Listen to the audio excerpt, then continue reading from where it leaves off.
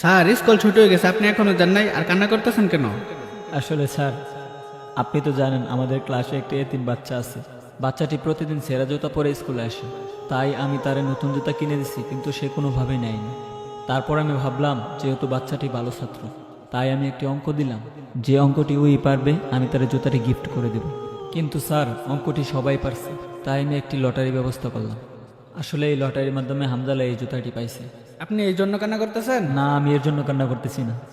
আমি কান্না করতেছি সবাই লটারিতে হামজালার নামটাই লিখছে। ক্লাসের সব বাচ্চারাই চায় যে জুতাগুলো হামজালাই পায়।